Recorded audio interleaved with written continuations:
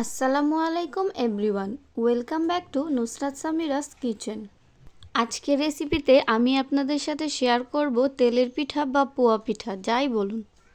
এই তেলের পিঠা আমরা কম বেশি সবাই তৈরি করার চেষ্টা করি, কিন্তু অনেকেরই পিঠা ঠিকভাবে তৈরি হয় না এবং ফুলতেও চায় না। তাই আমি আপনাদের সাথে আজকে শেয়ার করতে চলে এলাম তেলের পিঠার রেসিপি এবং A to Z সকল ধরনের টিপস ও ট্রিক্স নিয়ে। আশা করি আমার রেসিপি ফলো করলে খুব সহজে আপনিও তেলের পিঠা তৈরি করে ফেলতে পারবেন। তাহলে চলুন শুরু করা যাক। তেলের পিঠা তৈরি করতে প্রথমে একটি বোলে নিয়ে নিলাম 3 কাপ পরিমাণ শুকনো চালের গুঁড়া। আর এই চালের গুঁড়াটা আমি বাজার থেকে কিনে এনেছি। এখন এর সাথে অ্যাড করে দিব 1 কাপ পরিমাণ আটা। আপনারা চাইলে ময়দাও ব্যবহার করতে পারেন। আর এই আটা দেওয়ার কারণে পিঠাটা অনেক বেশি নরম হয়, তাই স্কিপ না করে আটাটা দেওয়ার চেষ্টা করবেন। এখন দিয়ে দিচ্ছি স্বাদমতো লবণ। লবণ দেওয়ার কারণে আপনার পিঠার মিষ্টিটা ব্যালেন্সে আসবে। এখন একটা হ্যান্ড উইক্সের সাহায্যে নেড়েচেড়ে মিশিয়ে নেব। মেশানো হয়ে গেলে এর মধ্যে দিয়ে দেব গুড়।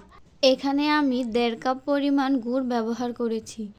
এই গুড়টাকে ঝোলা গুড় বলে থাকি। গুড়টা একটু বেশি মিষ্টি হওয়ার কারণে আমি এখানে 1.5 কাপ পরিমাণ ব্যবহার করেছি। আপনারা আপনাদের পছন্দ মতো মিষ্টিটা কম বা বেশি করে দিতে পারেন। এখন হ্যান্ড উইক্সের সাহায্যে মিশিয়ে নেব। আর আপনাদের কাছে যদি এই ঝোলা গুড়টা না থাকে, তাহলে দোকানে যে গুড় কিনতে পাওয়া যায় ওই গুড়টা ভেঙে পানি দিয়ে চুলায় জাল করে এইরকম ঝোলা গুড় তৈরি করে নিতে পারেন।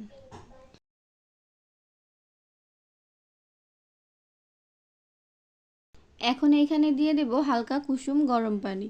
অল্প অল্প করে পানি মিশিয়ে ব্যাটার তৈরি করে নিতে হবে। আপনারা চাইলে এখানে পানির পরিবর্তে হালকা কুসুম গরম দুধও ব্যবহার করতে পারেন। এতে পিঠার টেস্টটা আরও বেড়ে যাবে।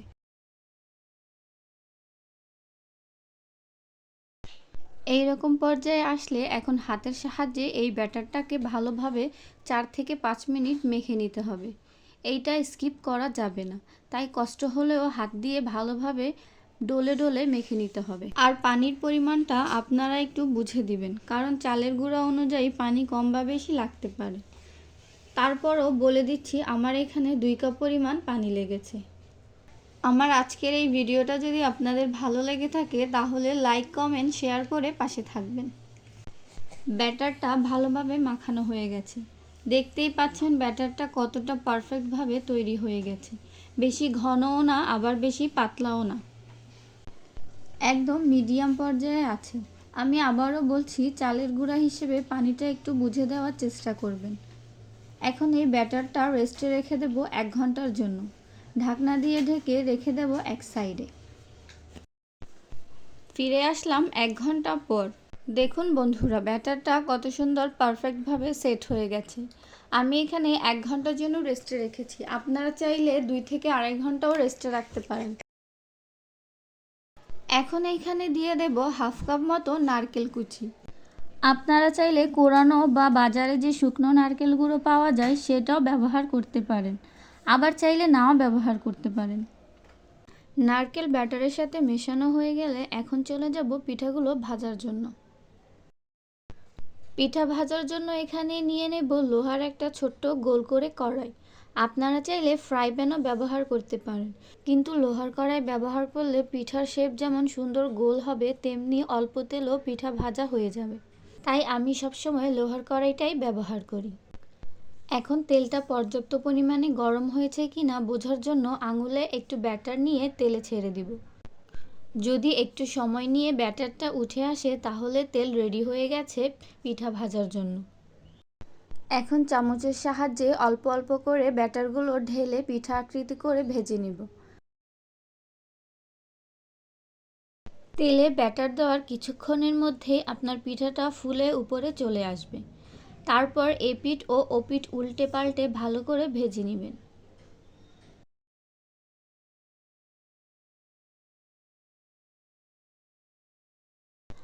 আমি আরও কিছু ভেজে দেখাচ্ছি।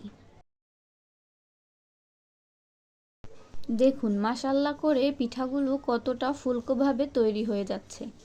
তাই বলছি, হাতে একটু সময় নিয়ে এবং আমার রেসিপিটা ফলো করে আপনারাও তৈরি করে ফেলতে পারবেন পারফেক্ট নরম তুলতুলে ও ফুলকো মুচমুচে তেলের পিঠা।